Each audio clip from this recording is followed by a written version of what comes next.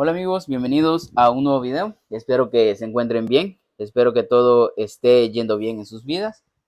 Y bueno, ahora como estarán viendo en el título del video, me gustaría hablar sobre si hay alguna evidencia creíble a favor de Jesús fuera de sus biografías, es decir, fuera de los cuatro evangelios.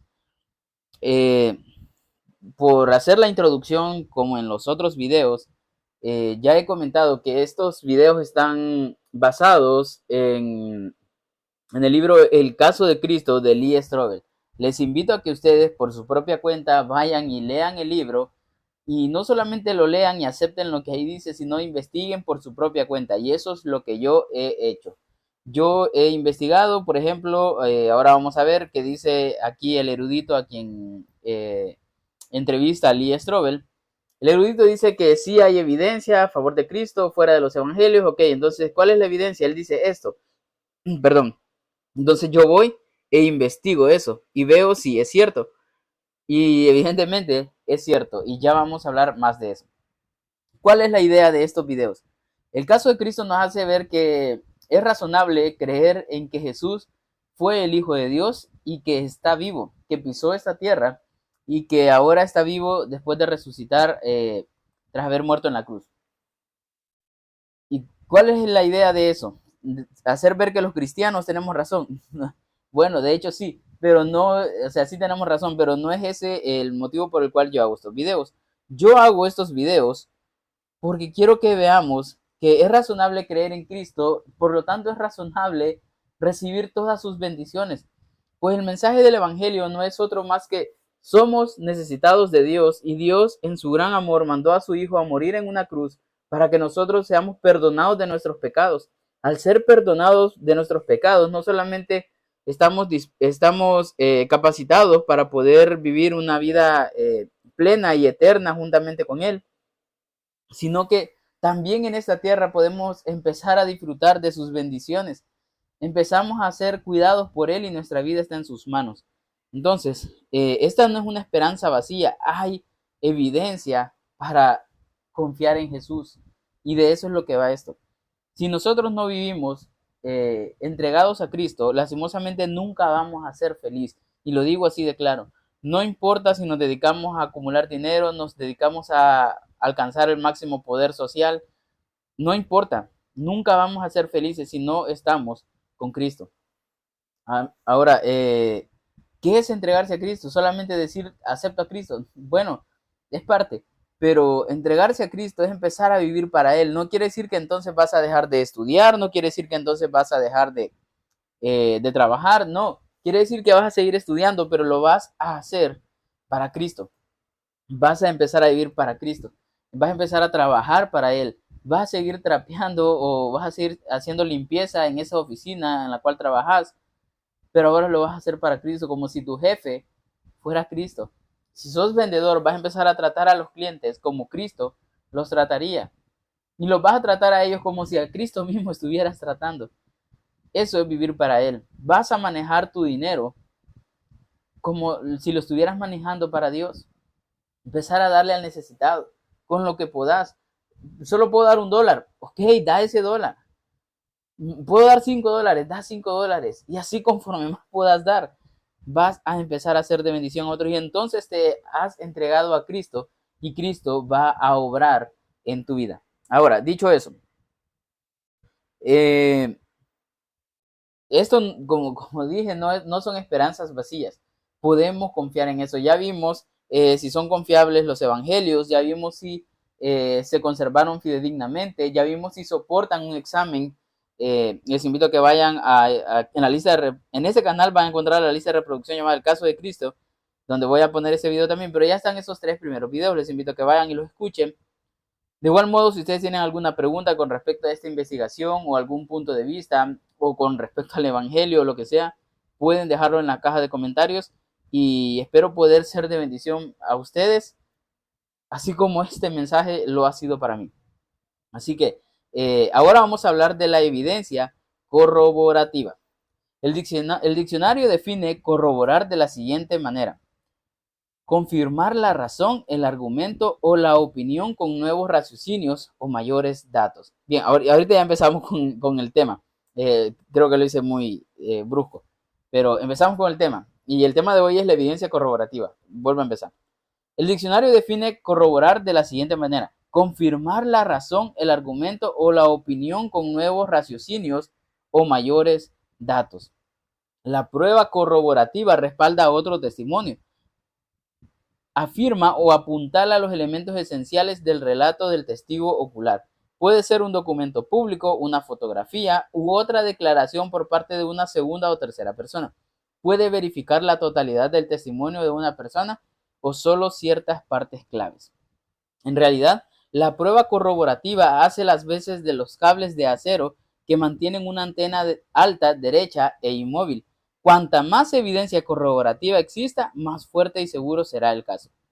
Ya escuchamos que en los evangelios hay una excelente evidencia ocular a favor de la vida, las enseñanzas, la muerte y la resurrección de Jesús. Sin embargo, ¿existe otra evidencia que la corrobore? ¿Existen otros escritos, además de los evangelios, que afirmen o respalden los puntos claves acerca de Jesús o del cristianismo primitivo? Es decir, ¿hay alguna documentación adicional que pudiera ayudar a sellar el caso a favor de Cristo? La respuesta es sí, y el caudal y la calidad de la evidencia pueden sorprenderle. Confirmar los evangelios. ¿Cuál es la confiabilidad histórica de los evangelios mismos? En suma, los evangelios son fuentes excelentes. En realidad son las fuentes más fidedignas, completas y confiables acerca de Jesús. Las fuentes incidentales no aportan mucha información detallada, sin embargo son válidas como evidencia corroborativa. Pero seamos francos, algunos se mofan de cuánto hay en realidad. Por ejemplo, en 1979 Charles Templeton escribió una novela titulada Act of God, o en español se tradujo como Caso de Fuerza Mayor, en la que un arqueólogo ficticio expresaba lo que muchos creen. Templeton escribió: la iglesia cristiana funda sus alegaciones en las enseñanzas de un joven judío desconocido, con pretensiones mesiánicas que, admitámoslo, no dejó mucha huella en su tiempo. No hay ni una palabra acerca de él en la historia secular, ni una. No hay mención de él por parte de los romanos, ni siquiera una referencia por parte de Josefo. Ahora bien, eso no suena a que hay mucha corroboración de la vida de Jesús fuera de la Biblia. Sin embargo, el arqueólogo de Templeton simplemente está equivocado, porque sí contamos con referencias a Jesús muy importantes en Josefo y Tácito. Los evangelios mismos dicen que aquellos que lo escucharon, incluso miembros de su propia familia, no creyeron en Jesús durante su vida. Sin embargo, él dejó tal huella que Jesús se recuerda en todas partes, mientras que Herodes el Grande, Poncio Pilato y otras antiguas autoridades no tienen tan amplia fama. Así que en realidad sí dejó huella en aquellos que creyeron en él y no, por supuesto, en los que no creyeron en él. El testimonio de un traidor. Ya mencionamos a Josefo, un historiador del siglo I muy conocido entre los eruditos, pero cuyo nombre no es muy familiar a la mayoría de la gente hoy en día. Josefo fue un historiador judío muy importante del siglo I. Nació en el año 37 después de Cristo y escribió la mayoría de sus obras hacia fines del siglo. En su autobiografía defendió su comportamiento en la guerra judeo-romana, que ocurrió desde el año 66 al 74 después de Cristo. Él se rindió ante el general romano Vespasiano durante el sitio de Jotapata, a pesar de que muchos de sus compañeros se suicidaron antes que rendirse. Josefo decidió que no era voluntad de Dios que se suicidara y luego se convirtió en defensor de los romanos. Un personaje.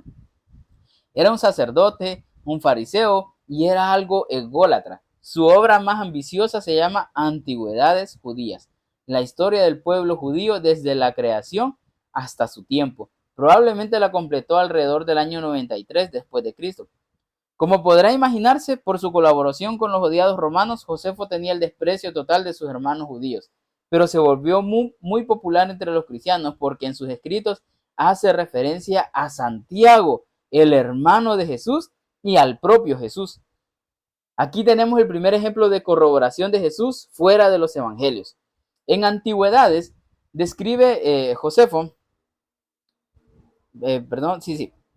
En las antigüedades, Josefo describe cómo un sumo sacerdote llamado Ananías se aprovechó de la muerte del gobernador romano Festo, que también se menciona en el Nuevo Testamento, para matar a Santiago. En Antigüedades Judías 20.9.1 o 20.200, Josefo escribió: convocó a una reunión del Sanedrín y trajo ante él a un hombre llamado Santiago, el hermano de Jesús, llamado el Cristo, y a otros más. Los acusó de haber transgredido la ley y los entregó para ser apedreados. No hay un erudito que haya disputado con éxito este pasaje. L. H. Feldman observó que si esto hubiera sido agregado al texto posterior por parte de los cristianos, muy probablemente habría sido más elogiable de Santiago. Así que aquí hay una referencia al hermano de Jesús, quien al parecer se había convertido por la aparición del Cristo resucitado. Si comparamos Juan capítulo 7, versículo 5 y 1 Corintios capítulo 15, versículo 7. Y la corroboración del hecho de que algunos consideraban, bueno, aquí también encontramos la corroboración del hecho de que algunos consideraban de que Jesús era el Cristo, que significa el ungido o el Mesías. Allá vivió Jesús. Sabemos que Josefo había escrito una sección más larga sobre Jesús que se llama el Testimonium Flavianum. También sabemos que este pasaje es uno de los más disputados en la literatura antigua, porque en su superficie parece proveer una corroboración contundente de la vida, los milagros, la muerte y la resurrección de Jesús. Pero, ¿es auténtico o fue alterado con el paso de los años por partidarios de Jesús? Josefo escribió en Antigüedades Judías 18.63 al 64. En aquel tiempo vivió Jesús, un hombre sabio, si en verdad uno debe llamarlo hombre, por cuanto fue alguien que llevó a cabo obras sorprendentes y maestro de aquellos que aceptan la verdad con gusto. Ganó a muchos judíos y a muchos de los griegos. Era el Cristo. Cuando Pilato, luego de haber escuchado las acusaciones en su contra por parte de hombres en eminencia de entre nosotros, lo condenó a ser crucificado. Aquellos que en principio lo habían amado no renunciaron a su afecto por él. Al tercer día se les apareció restaurado a la vida, por cuanto los profetas de Dios habían profetizado esta y muchas otras maravillas acerca de él. Y la tribu de cristianos que de él toman su nombre, hasta este día no ha desaparecido. ¿Cuáles son las conclusiones de los eruditos acerca de este pasaje? La erudición ha pasado por tres tendencias en cuanto a él. Por razones obvias, los cristianos primitivos pensaron que era un testimonio maravilloso y completamente auténtico acerca de Jesús y su resurrección. Les encantó. Luego el pasaje entero fue cuestionado, al menos por algunos eruditos, durante el movimiento de la Ilustración. Sin embargo, hoy día hay un notable consenso entre los eruditos judíos y cristianos de que el pasaje completo es auténtico, aunque puede haber algunas interpolaciones.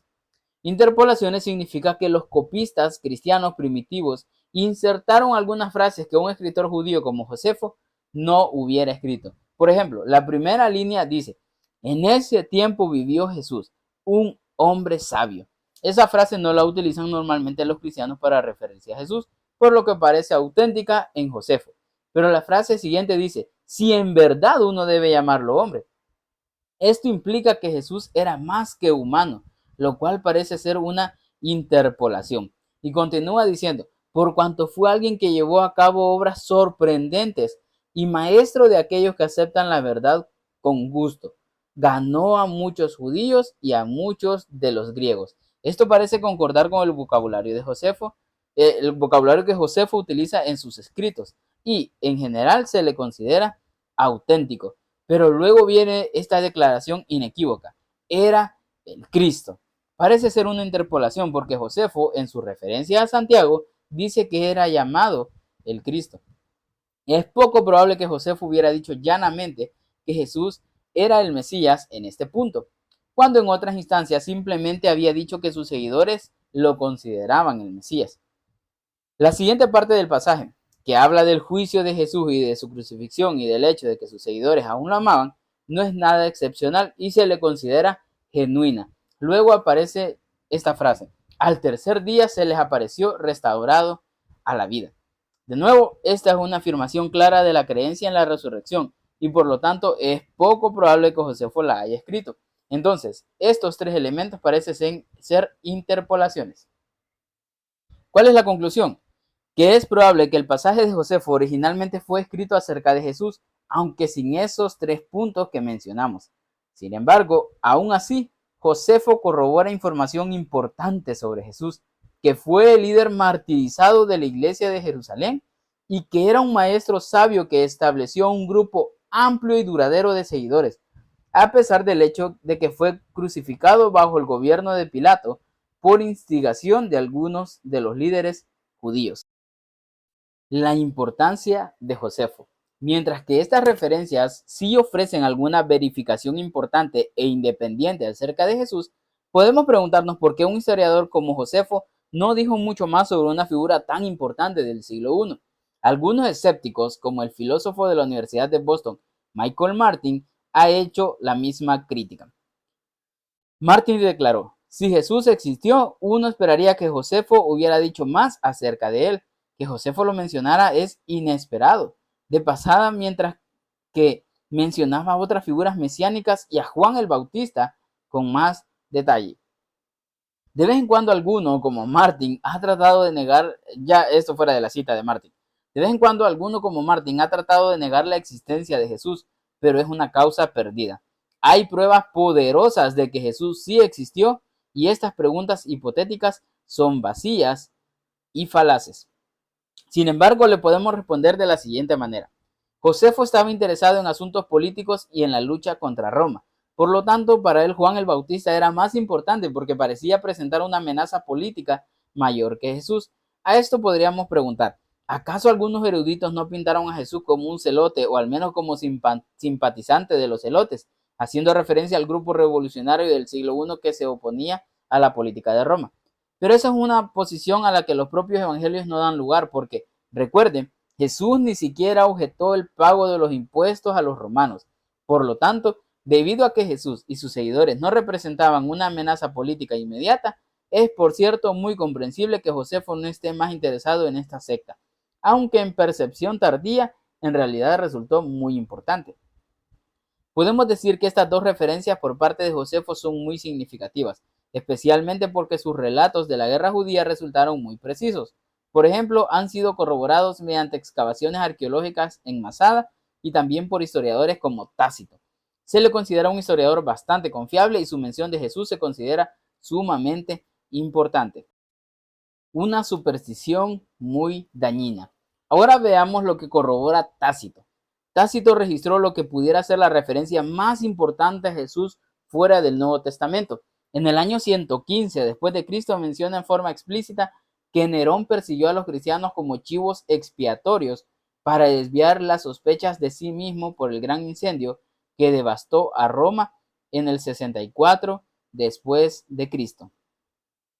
Tácito escribió: Nerón le echó la culpa e infligió las torturas más agudas a una clase odiada por sus abominaciones, llamada cristianos por el populacho.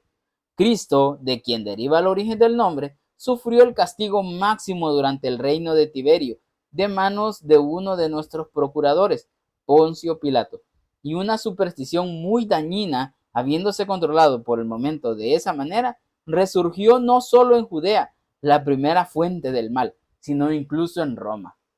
En consecuencia, se realizó el arresto en principios de cualquiera que se declarara culpable.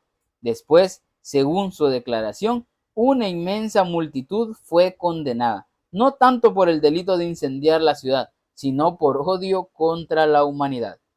J.N.D. Anderson, un erudito reconocido, observa que cuando Tácito dice que esta superstición dañina fue controlada por el momento, pero luego resurgió en forma inconsciente, estaba dando testimonio de la creencia de los cristianos primitivos de que Jesús había sido crucificado, pero que luego se levantó de la tumba. Esa ha sido, por cierto, la interpretación de algunos eruditos. A pesar de que el pasaje tuviera esto en cuenta, específicamente o no, nos provee un hecho muy notable y es el siguiente. La crucifixión era el destino más abominable que a alguien le pudiera tocar, y el hecho de que hubiera un movimiento basado en un hombre crucificado tiene que explicarse. ¿Cómo se puede explicar la propagación de una religión basada en la adoración a un hombre que había sufrido la muerte más deshonrosa? Por supuesto que la respuesta cristiana es que Él resucitó. Otros tienen que pensar otra teoría alternativa si no quieren creerlo. Sin embargo, según mi parecer, ninguno de los puntos de vista alternativos es muy persuasivo. Los escritos de Tácito con respecto a Jesús son un testimonio importante por parte de un testigo hostil del éxito y la propagación del cristianismo, con base en una figura histórica, Jesús, que fue crucificado bajo el gobierno de Poncio Pilato. Y es significativo que Tácito relatara que una inmensa multitud se aferró de tal manera a sus convicciones que prefería morir antes que retractarse. Cantar como a un dios. Sabemos que otro romano llamado Plinio el Joven también hizo referencias al cristianismo en sus escritos y también corroboró algunos asuntos importantes. Era el sobrino de Plinio el Joven, el famoso enciclopedista que murió en la erupción del Vesubio en el año 79 después de Cristo. Plinio el Joven se convirtió en gobernador de Bitinia en el noroeste de Turquía. Gran parte de su correspondencia con su amigo el emperador Trajano se conserva hasta nuestros días. En el libro 10 de estas cartas hace referencia específica a los cristianos que arrestó. Él escribió: les he preguntado si son cristianos y si lo admiten, repito la pregunta una segunda y una tercera vez con la advertencia del castigo que les espera. Si persisten, Si persisten, ordeno que sean llevados para su ejecución. Por cuanto, cualquiera que sea la naturaleza de su admisión, estoy convencido de que su terquedad y su obstinación inconmovible no debe quedar sin castigo. También declararon que la suma de su culpa o error no llega más que esto. Si habían reunido en forma regular antes del amanecer en un día fijado para cantar versos en forma alternada entre sí en honor de Cristo como a un Dios, y también que se habían comprometido con juramento, no con fines delictivos, sino para abstenerse del hurto, del robo, del adulterio. Esto me llevó a determinar que era más que necesario extraer la verdad mediante tortura de dos esclavas, a las que llamaban diaconisas. No encontré más que un tipo degenerado de culto llevado hasta la extravagancia. Esta referencia es muy importante. Probablemente se escribió alrededor del año 111 después de Cristo y da testimonio de la rápida propagación del cristianismo, tanto en la ciudad como en el campo, entre toda clase de personas, esclavos y ciudadanos romanos, dado que también menciona que envía a los cristianos que son ciudadanos romanos a que sean juzgados en Roma. Y habla de la adoración a Jesús como Dios, de que los cristianos mantenían normas éticas elevadas y que no se los desviaba fácilmente de sus creencias. El día en que la tierra se oscureció.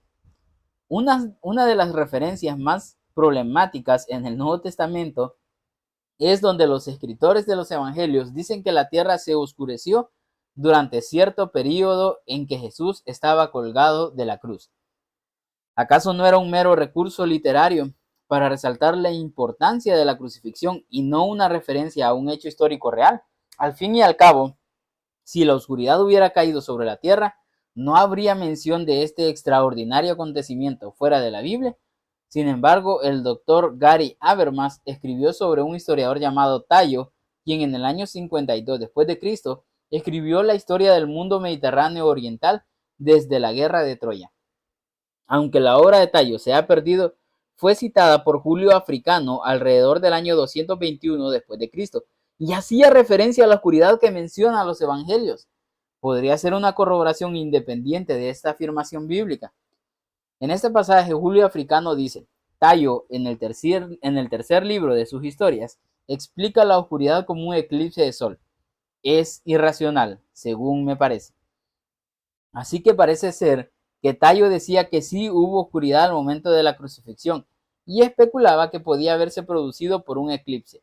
Africano entonces contiende que no podría haber sido un eclipse, dado el tiempo en el que ocurrió la crucifixión. Veamos lo que dijo el erudito Paul Maier sobre la oscuridad en una nota al pie de su libro de 1968, Poncio Pilato. Este fenómeno evidentemente fue visible en Roma, Atenas y otras ciudades mediterráneas. Según Tertulio, fue un evento mundial o cósmico.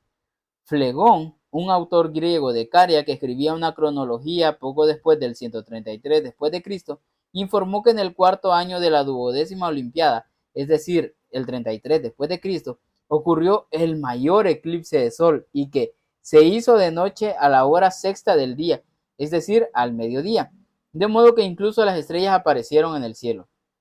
Hubo un gran terremoto en Bitinia y muchas cosas fueron volcadas en Nicaea. Por lo tanto, tal como lo señala Paul Maier, hay testimonio no bíblico de la oscuridad que se dio al momento de la crucifixión de Jesús. Parece que algunos se vieron en la necesidad de dar una explicación natural y dijeron que fue un eclipse. Un retrato de Pilato. La mención de Pilato nos puede recordar que algunos críticos cuestionaron la precisión de los evangelios por la forma en la que describen a este líder romano. Mientras que el Nuevo Testamento lo pinta como vacilante y dispuesto a ceder a la presión de la turba judía al ejecutar a Jesús, otros relatos históricos lo presentan como obstinado e inflexible. ¿Acaso esto no es una contradicción entre la Biblia y los historiadores seculares? No, en realidad no. El estudio de Maier sobre Pilato que su protector el estudio de Maier sobre Pilato revela que su protector o mentor fue Sejano o Sejanus y que Sejano cayó del poder en el año 31 después de Cristo porque estaba complotando contra el emperador. ¿Y eso qué tiene que ver? Bien, esta pérdida habría debilitado mucho la posición de Pilato alrededor del año 33 después de Cristo, fecha muy probable en la que Cristo fue crucificado. Por lo tanto, se podría entender que Pilato fuera renuente a ofender a los judíos en ese momento y meterse en mayores problemas con el emperador. Esto quiere decir que la descripción bíblica es muy probable que sea correcta. Otros relatos judíos. Luego de hablar principalmente de la corroboración romana de Jesús, podemos dar un giro a la cuestión en este punto y debatir si otros relatos judíos, aparte del de Josefo, verificaban algo acerca de Jesús. Veamos sobre las referencias en el Talmud, una importante obra judía terminada alrededor del año 500 después de Cristo, que incorpora la Mishnah, compilada alrededor del año 200 después de Cristo.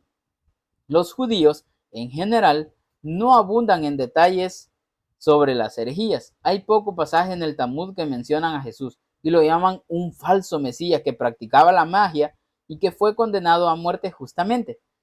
También repiten el rumor de que Jesús nació de un soldado romano y María, dando a entender que hubo algo fuera de lo común en su nacimiento.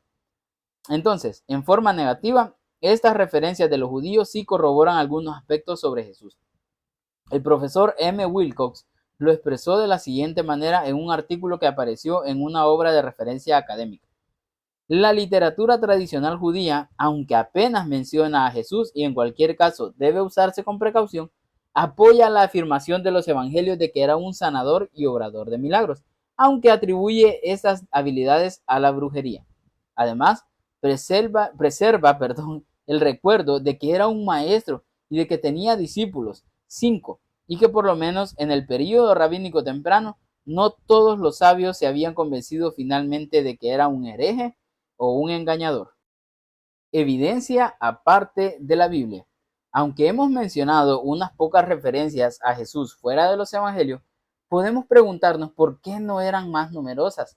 Si bien sabemos que sobrevivieron muy pocos documentos del siglo I, en general, ¿acaso no deberíamos haber esperado encontrar más acerca de Jesús en escritos antiguos, aparte de la Biblia? Cuando se inician movimientos religiosos, a menudo transcurren muchas generaciones antes de que la gente comience a comentarlos. Pero la realidad es que tenemos mejor documentación histórica a favor de Jesús que sobre el fundador de cualquier otra religión antigua. Por ejemplo, aunque se cree que las gazas de Zoroastro alrededor del año 1000 a.C. son auténticas, la mayoría de las escrituras zoroástricas recién se plasmaron por escrito en el siglo III después de Cristo. La biografía parsi más popular de Zoroastro se escribió en el año 1278 después de Cristo. Las escrituras de Buda, quien vivió en el siglo VI antes de Cristo, recién se escribieron después de la era cristiana, y la primera biografía de Buda se escribió en el siglo I después de Cristo. Aunque tenemos los dichos de Mahoma, quien vivió en el año 570 al 632 después de Cristo, en el Corán su biografía se escribió recién en el año 767, más de un siglo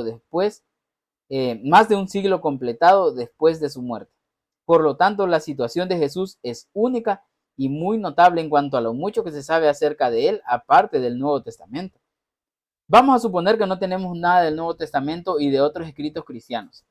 Aún sin ellos, ¿qué conclusión podríamos sacar acerca de Jesús de las fuentes antiguas no cristianas como Josefo, el Talmud, Tácito, Plinio el Joven y otras? Bueno, aún tendríamos una cantidad considerable de evidencia histórica importante. En realidad, nos daría una especie de bosquejo de la vida de Jesús. Sabríamos que en primer lugar, Jesús era un maestro judío. En segundo lugar, que mucha gente creía que él realizaba sanidades y exorcismos. En tercer lugar, que algunos creían que él era el Mesías. En cuarto lugar, que fue rechazado por los líderes judíos. En quinto lugar, que fue crucificado, bajo órdenes de Poncio Pilato en el reino de Tiberio. En sexto lugar, que a pesar de su muerte deshonrosa, sus seguidores que creían que él estaba vivo, se esparcieron más allá de Palestina, al punto de que había multitudes de ellos en Roma alrededor del año 64 después de Cristo.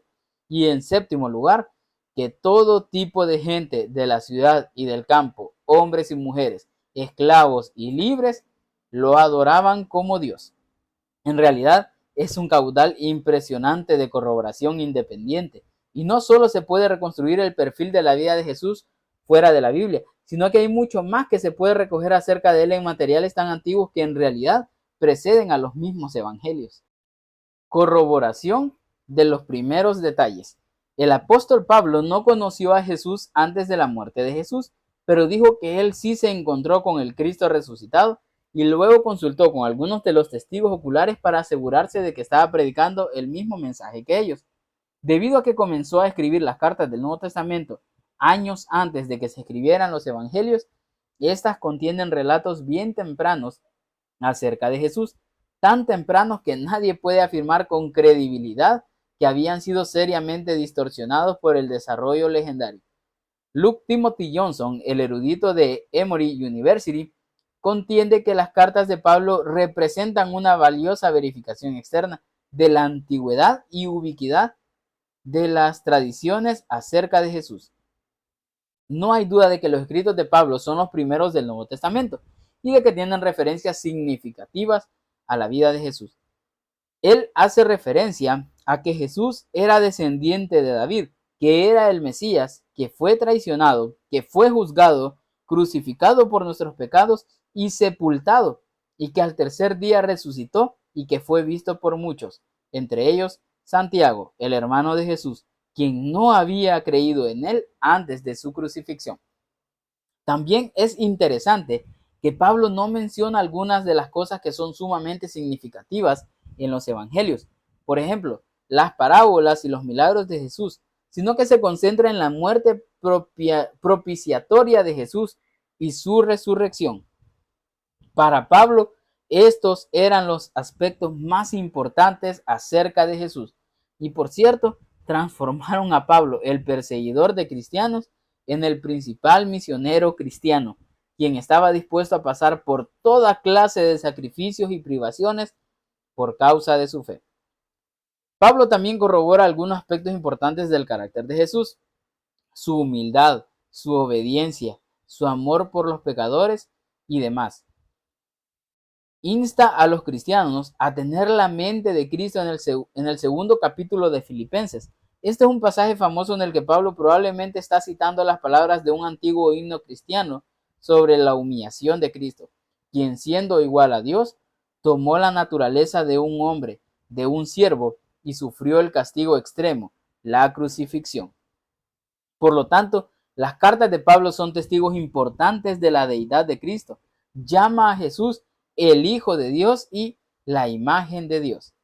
El hecho de que Pablo, quien venía de un trasfondo judío monoteísta, adorara a Jesús como Dios es sumamente significativo y socava una teoría popular de que la deidad de Cristo se incorporó después del cristianismo por obra de los gentiles.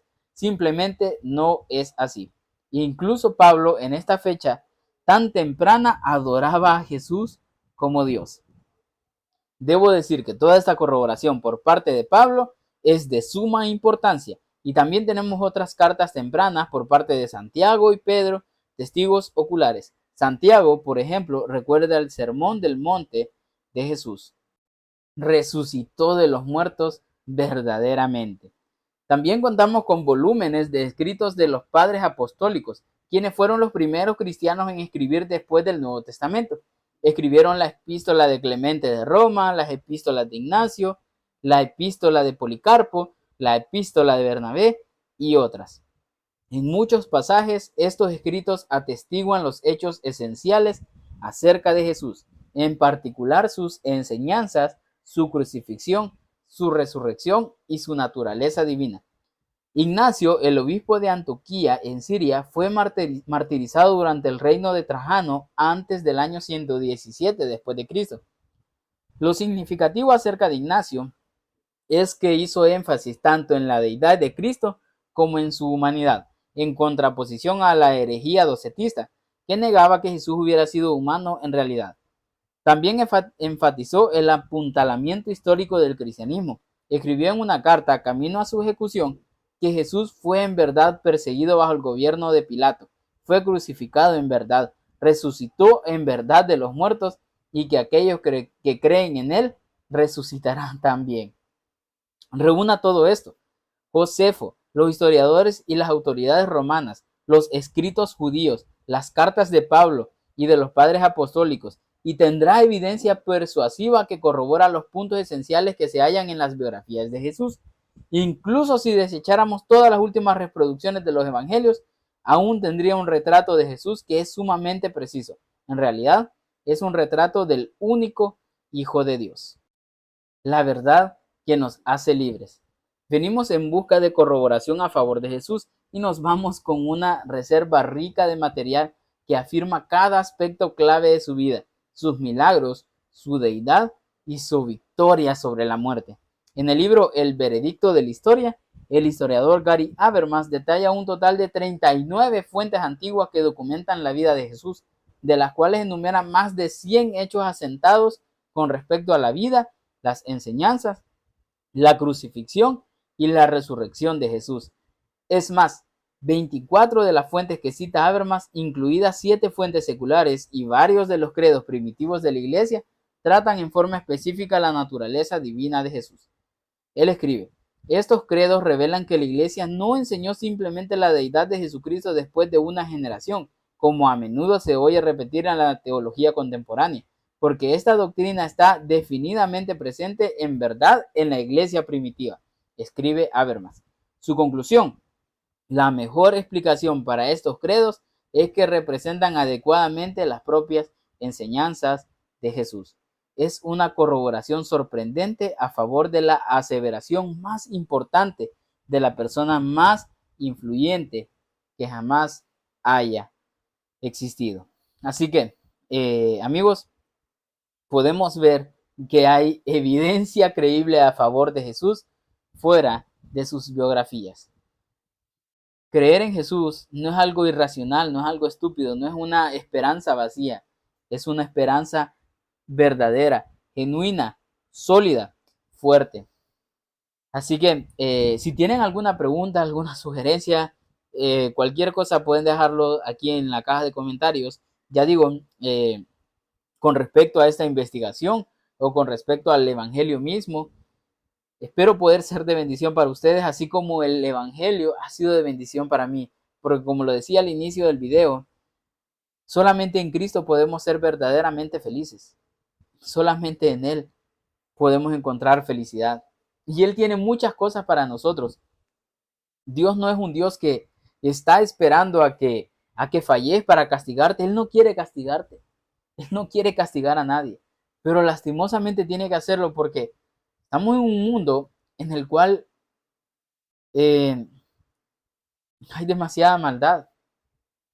Y la maldad trae consecuencias. Todos somos pecadores, pero tenemos una esperanza y es que Cristo murió por nosotros. Y si nos entregamos a Él, entonces somos libres de esa maldición del pecado, pero también somos aptos para recibir todas sus bendiciones en esta tierra, pero también en la eternidad. Así que espero que esto sea de bendición para ustedes tanto como lo ha sido para mí. Y sin más, un saludo y mucho ánimo.